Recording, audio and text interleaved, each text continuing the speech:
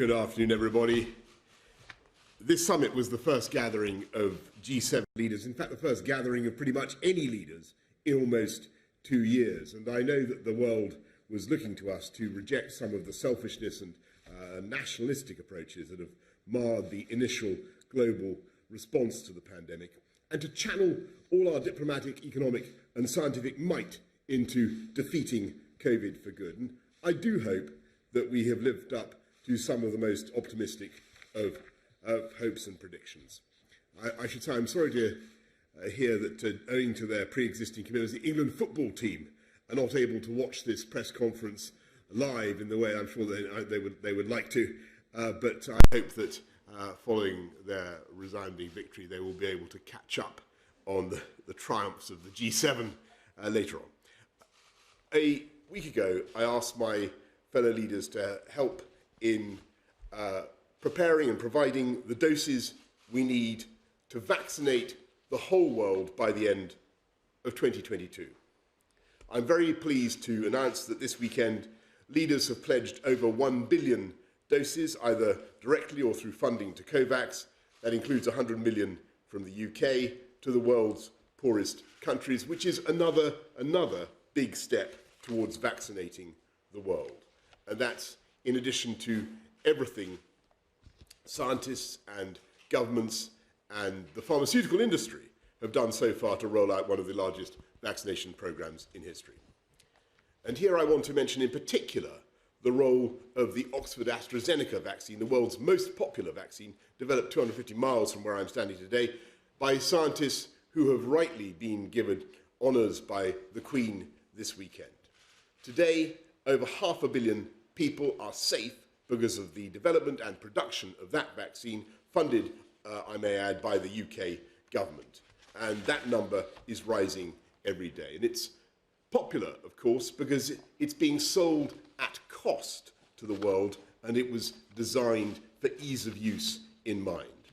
And because of that act of generosity by AstraZeneca, who, just to reiterate, are making zero profit on the production of that vaccine, millions more vaccines have been rolled out to the poorest countries in the world. In fact, 96% of the vaccines delivered by COVAX, the COVAX vaccine distribution scheme, have been Oxford AstraZeneca.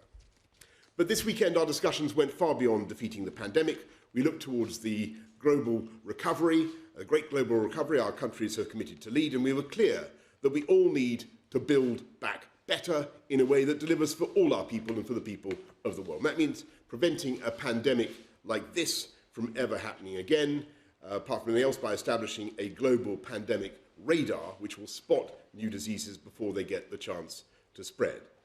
It means ensuring that our future prosperity benefits all the citizens of our countries and indeed all the citizens of the world.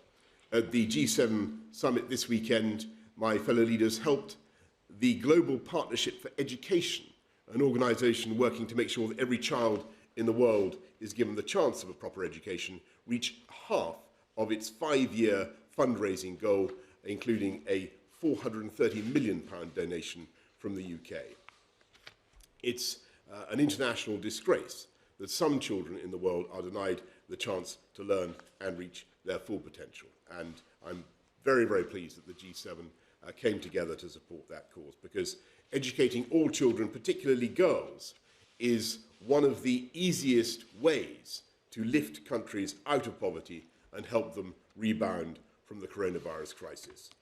With just one additional year of school, a girl's future earnings can increase by 20%. I'm proud that G7 countries have agreed to get 40 million more girls into school and 20 million more reading by the end of primary school in the next 5 years, and that's the money that we have raised this week is a fantastic start. But of course, the world cannot have a prosperous future if we don't work together to tackle climate change. Later this year, the UK will host the COP26 summit, which will galvanise global action on fighting climate change and help and create a healthy planet for our children and grandchildren. G7 countries account for 20% of global carbon emissions, and we were clear this weekend that action has to start with us. Carbis Bay is one of the most beautiful places in the world, as you can see, and it was a fitting setting for the first ever net zero G7 summit. And while it's fantastic that every one of the G7 countries has pledged to wipe out our contributions to climate change, we need to make sure we're achieving that as fast as we can and helping developing countries at the same time. And what unites the countries gathered here this weekend, not just the G7, but Australia, India, South Africa, and South Korea, who have joined us, and I should say in India's case, joined us virtually, are not just our resolve to tackle climate change, but also our democratic values. It's not good enough for us just to rest on our laurels and talk about how important those values are. And this isn't about imposing our values on the rest of the world.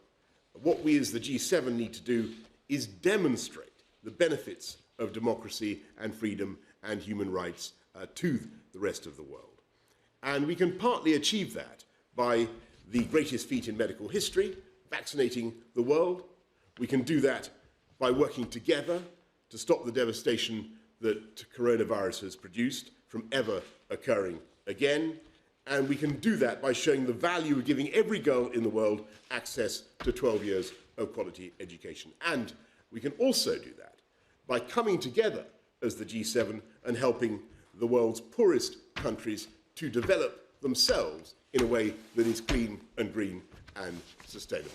Before I go to the media who are just here, I want to thank finally the police, everyone who helped organise this summit, and I think all the people, not just of Carbis Bay, who certainly helped us put the carbs into Carbis Bay, but everybody involved, all the wonderful people of Cornwall for their hospitality. It's been a fantastic summit, and I know that all the other delegations would want to express their thanks as well, because they've communicated that to me. Anyway, let's go over to Beth Rigby of Sky.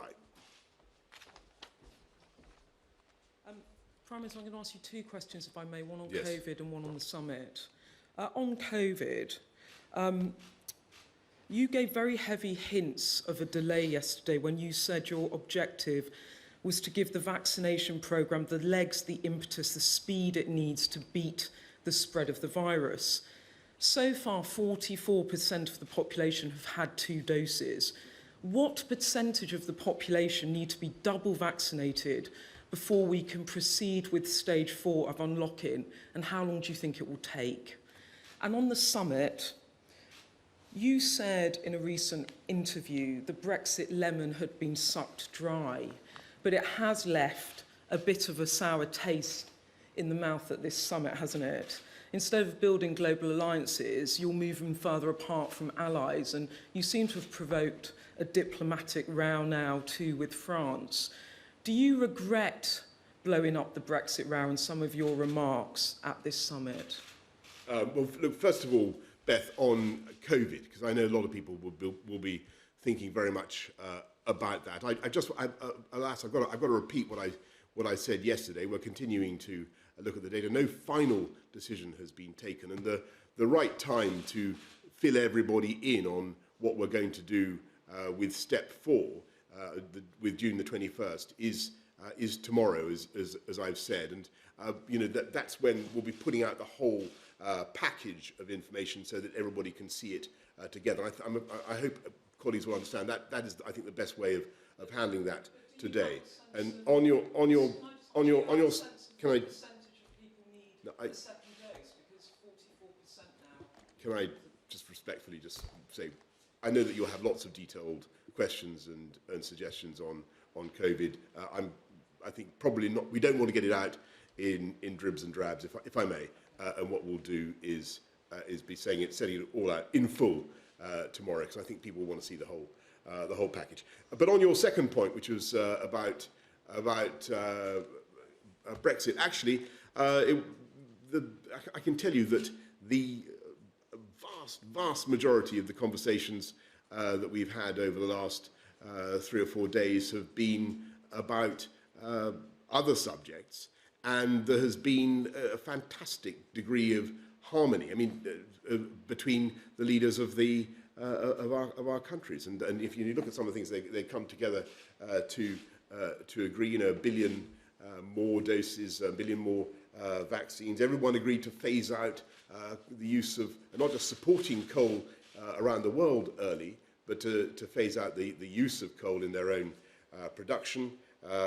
They agreed that they would have 30% of their land and 30% of their seas protected, consecrated to nature by 2030, to set a 100-day target for the production of new vaccines after the arrival of a new variant, a new Atlantic Charter, a plan to build back better for the world. And that was what took up our time.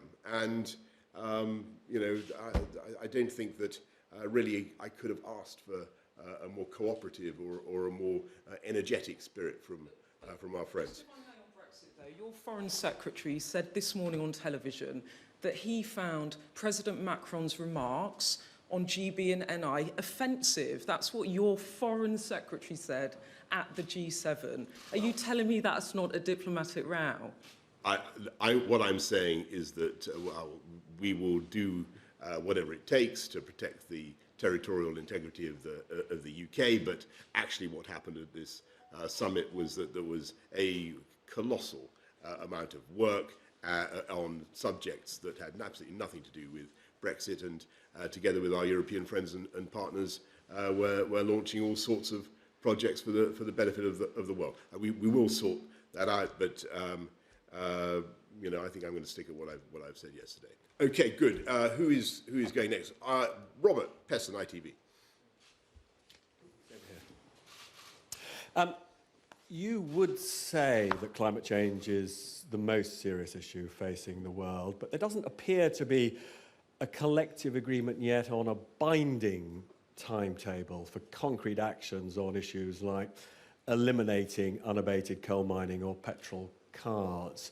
Why is it proving so difficult to get a formal timetable for these important steps in terms of combating climate change? Sorry? Go on. The former Prime Minister, Gordon Brown, has described the billion doses of vaccine as a moral failure. He simply says it's just not enough vaccine for poorer countries. And finally, did you have an opportunity to explain to President Macron that Northern Ireland is as much part of the United Kingdom as Toulouse is part of France? Okay. Well, on the last point, I just repeat what I said to Beth. Of course, we make the point continuously that we're all part of one great, indivisible United Kingdom, and it's the job of the UK government to uphold that, as you would expect. And on your point about the vaccines, you talked about a moral failure to supply more than. I really must reject this. This is another billion made up of a massive contribution by the United States, other friends, the UK putting in another 100 million. This is June to June, from now till next June. And don't forget that this vaccine has literally only been invented very, very recently. These vaccines have only come on stream very recently, and already of the 1.5 billion vaccines that have been distributed around the world, I think people in this country should be very proud that 500 million of them are as a result of the actions taken by the UK government in doing that deal with the Oxford scientists and AstraZeneca to distribute it at cost. And the UK has put in 1.6 billion into funding Gavi, 548 million into funding COVAX. We are doing everything we can to distribute vaccines as fast as possible. A criticism of the world. It's collectively that the G7 have the money, they have the vaccines. The poorer world, as you know, we talked to the head of COVAX and Gavi, they say we are way behind schedule. We're going flat out, and I think we're producing vaccines as fast as we can and distributing them as fast as we can. And clearly there is much more to do. We've set a target to vaccinate the world by the end of next year, and it will be done thanks to the efforts of very largely thanks to the efforts of the countries who've come here today. Now, your other question was. Yes. Look, I think the G7 have made great commitments on climate change. I mentioned phasing out coal. They're also agreeing to stop the support, the subsidy of coal mining around the world. Everybody here at this meeting agreed to, all the G7, I should say, agreed to net zero by 2050, plus nationally determined contributions by 2030.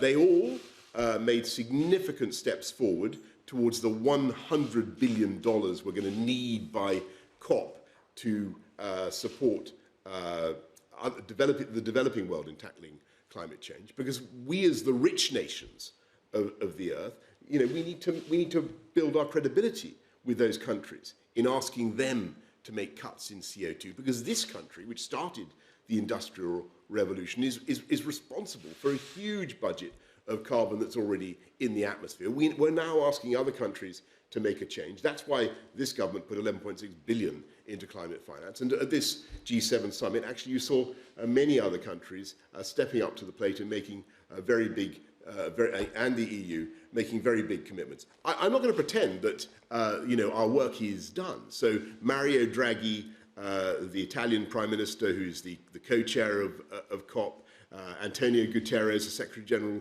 of the UN, and we're going to be on everybody's case between now and the summer and on into the autumn to get those commitments and to make sure that we get the world into the right place for COP. But I think we made a very good start today. Laura Koonsberg, BBC. Thank you, Prime Minister. Forgive me, I'm going to ask about this again because the Foreign Secretary was very happy to talk about this morning, so viewers might find it slightly strange that you don't want to talk about it now. Were you offended by President Macron's comments in your meeting yesterday about Northern Ireland's place in the UK? And you've listed what you believe to be the achievements of this summit, but health and environmental campaigners are really clear that they hoped it would go further. Do you wish you'd been able to push your fellow leaders to give even greater commitments? Well, thanks very much, Laura, for inviting me to answer that question for the third time. But what I will say is that I think it's the job of the government of the United Kingdom to uphold the territorial integrity of the United Kingdom. I think it was a point I made to you yesterday. And actually, that subject, as I think I said to Beth just now, occupied a vestigial, vanishingly small proportion of our deliberations. And on the general criticism of the summit that you relay from sources unknown, I mean, $2.5 billion pledged for girls' education already. That's not half bad. That's not half bad. Every country, as I said to Robert, increasing their pledges for global climate finance. I've mentioned the 30%, the 30-30 by 2030 pledge on the oceans and on land. Another billion vaccines, and so on. To say nothing of a new Atlantic Charter and a new global campaign to help countries around the world to build back better, cleaner, and greener. I think the Build Back Better for the World agenda. I think it's been, and there is much else besides. So I think it's been a highly productive few days. Harry Cole of The Sun. Thank you, Prime Minister. You said last year that pangolin scales being used in demented Chinese medicine may have been the cause of COVID. Is that still your view? And what have you learnt this week from fellow world leaders about the lab leak theory? And do you agree with Dominic Raab, who said this morning he doesn't believe it? And some news from Wembley. Some of the crowd just booed the England team for taking the knee. Can we get your reaction to that, please? And in the unlikely event that Gareth Southgate was to call you up to play for England, would you personally take the knee? So first of all, on pangolins, I think I do think there's a problem with zoonotic diseases, and this is clearly the thing we have to focus on. And it's the practice that seems to be particularly prevalent in some parts of Asia, Southeast Asia, South Asia, of farming wild animals. That is really where the risks are. At the moment, the advice that we've had is it doesn't look as though this particular disease of zoonotic origin came from a lab. Clearly, anybody sensible would want to keep an open mind about that. But what we did agree, to come to yet another thing that we agreed at the G7, was that, well, as you know, we're having a new treaty on pandemic preparedness and to make sure the world works better in the future in tackling zoonotic diseases like this, and indeed all types of disease. And one of the things that we agreed to do was to strengthen the World Health Organization and to make sure that their inspectors can have powers similar to those used by the OPCW or the IAEA or other inspectors who can, weapons inspectors who can go on the scene and try to determine as independently as possible exactly what is going on, so that people can have confidence about the etiology of these diseases, the origins of these diseases. So hopefully, in the future, a lot of this obscurity will be dispelled, Harry. And you asked a couple of yes, everybody should cheer for England. Everybody should cheer for England. As for the possibility that I might be called up to play in the England team, I think I live in hope, but I think my greatest fans would concede that is not going to happen. So it is a hypothesis that I think probably one of the most implausible hypotheses yet constructed of all the hypothetical questions that I think has ever been thrown my way. Mark Landler of the New York Times. Thank you very much, Mr. Prime Minister, and thank you for including a few international reporters on your list. You described President Biden as a breath of fresh air a couple of days ago, but it's also true that you and your government worked extremely hard to cultivate his predecessor. And there are lingering feelings in Washington among Democrats and among some in the administration of suspicion about the Johnson government and a belief that you are more ideologically in tune with Donald Trump than you would be with Joe Biden. I'm wondering what, if anything, you said to the president to dispel those suspicions, what you would say to those in the U.S. That might view you, to turn a phrase, as a physical and emotional clone of Trump. And then lastly, on the specific issue of Northern Ireland, notwithstanding what you've said today about Macron and Northern Ireland, how worried are you that with a devoted Irish American in the White House who's fond of quoting Yeats in virtually every speech, that this will inevitably spill over into the U.S.-UK relationship and cause you trouble on other issues?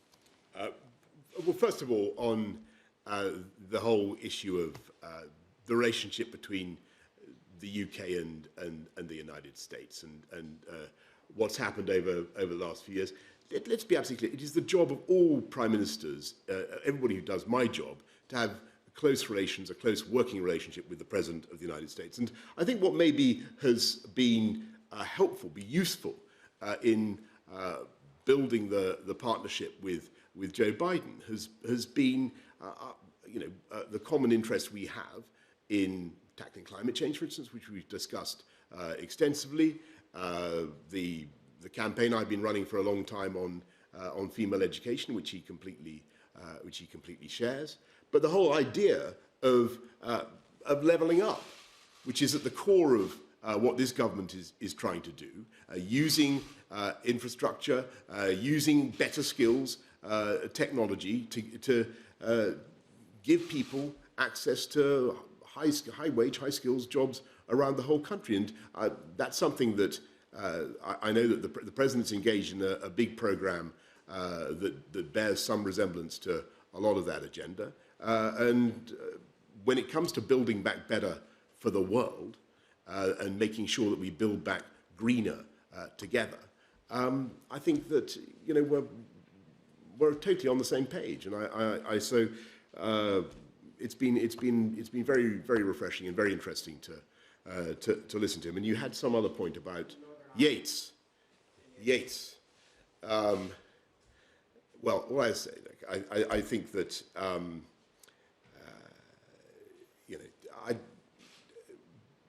with greatest respect to all our friends around the world, this is something that I think we're going to fix. We'll fix it in a pragmatic way, but this is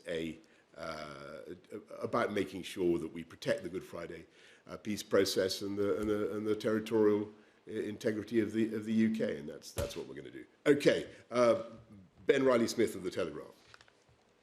Thank you, Prime Minister. 2 questions, if I may. Firstly, on reopening. I understand you don't want to get ahead of the announcement, but the whole country is watching this issue. So can you offer a guarantee that ultimately full reopening will not be delayed longer than 4 weeks? And what is your message to businesses and people who may consider breaking the rules if there is a delay? And on vaccines, there is a simple way to try and boost world supply, dropping the patents on COVID vaccines. Why don't you support that? Ben, first of all, thanks for having another. I understand why people want to hear more about COVID and Step 4 this afternoon.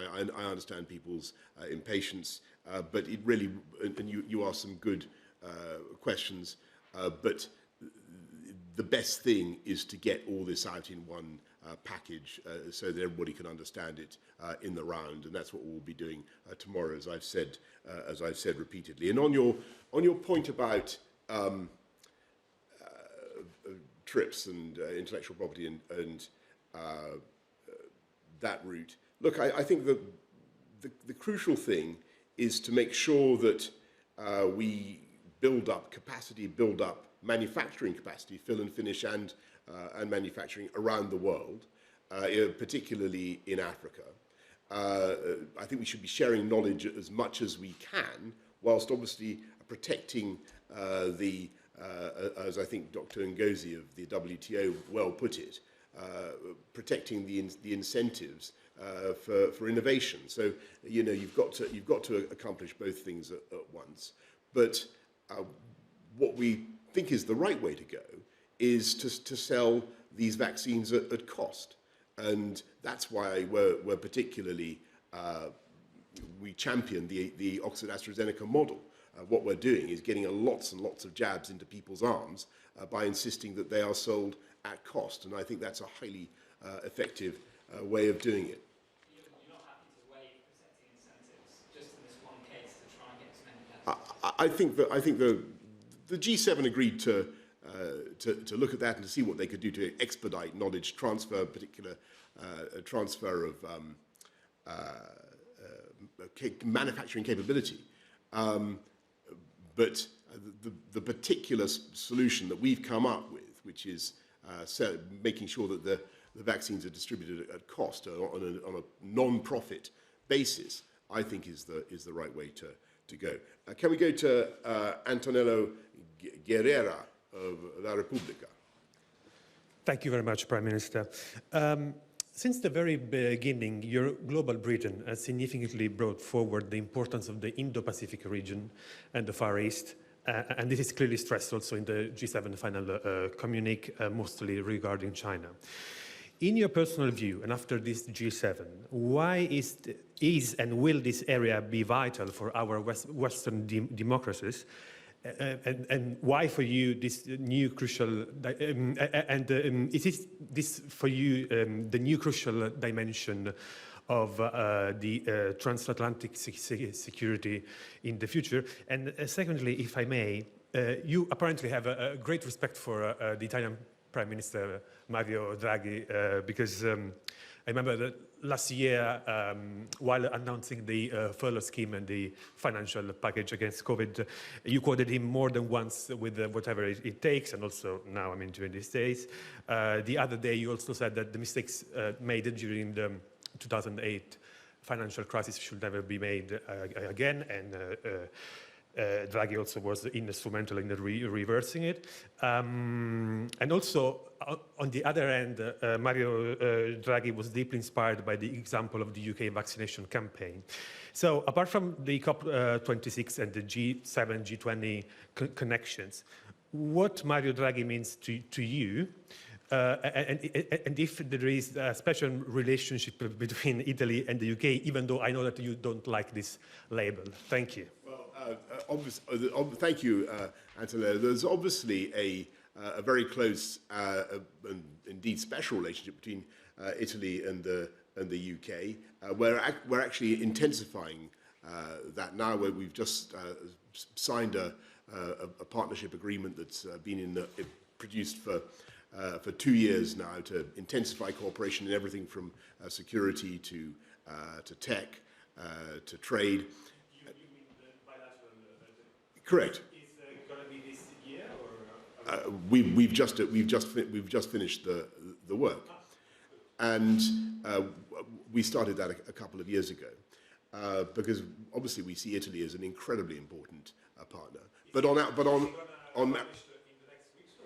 you will have access to it as soon as it can be conveniently arranged, Antonello. But look, on Mario Draghi, I remember vividly being in Lancaster House, I think in 2012, when he made, some of you will recall, the famous speech, the Draghi put, when he said he would do whatever it took to save the euro.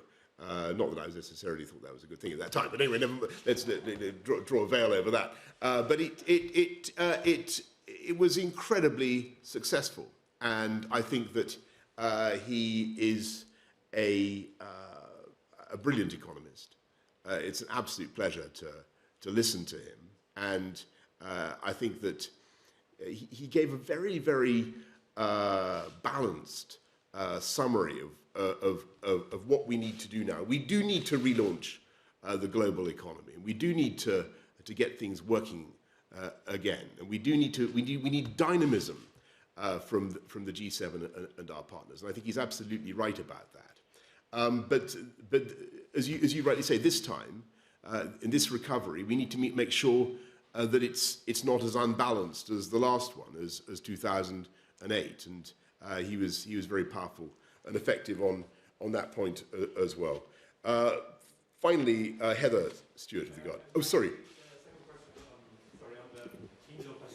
Yes, sorry, on the Indo-Pacific region. Well, the answer is I think very simple, which is that this is the area of the world where in the next 20, 30 years, you're going to see the most dynamic economic growth, where you're going to see the bulk of the of middle classes rising, and where obviously there are some tensions at the moment that we think can be, how shall I put it, allayed, tensions that can be allayed by proper observance of the rules-based international system in which we believe. And the UK, together with other partners in the G7, including Italy, is determined to do that.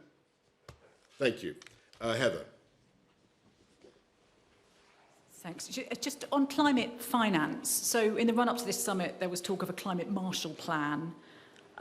That $100 billion a year you mentioned was a pledge the G7 first made more than a decade ago at the Copenhagen summit. And alongside that, we had this promise to develop a plan for a new climate funding mechanism, but there were no details of how or when that might happen. Just a few months to go until COP26. Won't developing countries conclude the G7 isn't serious about tackling the climate crisis? And on vaccines, we're obviously a very long way short of the 11 billion doses that Dr. Tedros of the WHO thinks we need to vaccinate 70% of the population before next year's G7 summit.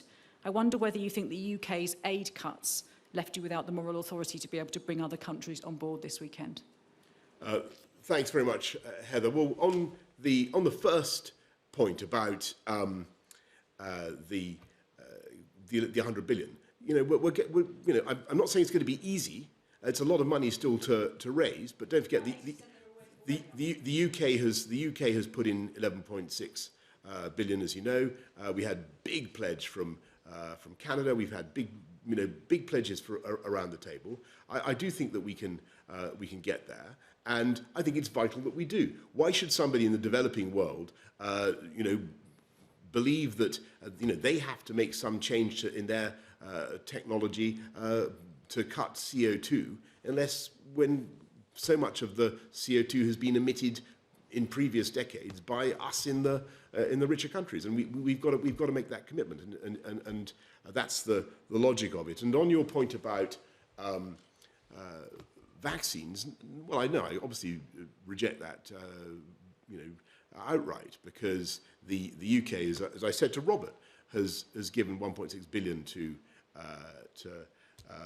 Gavi, 548 million to COVAX, and $500 million vaccines that are being distributed around the world are getting jabs. Those jabs are going into people's arms as a direct result. I think you've got to look at the results. And actually, I'll tell you something. The point you just raised with me has not been raised by anybody else.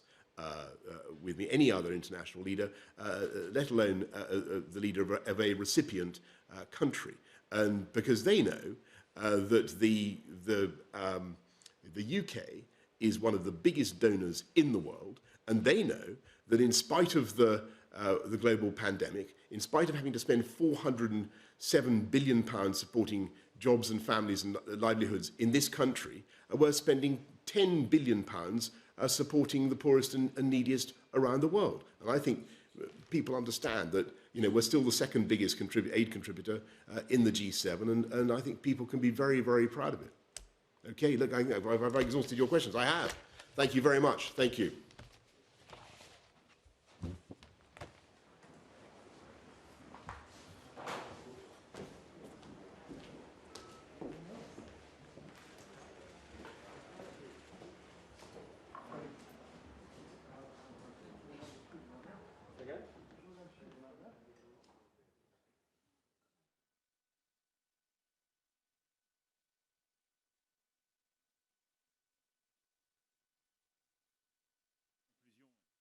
La France de ce G7 de Cardiff Bay.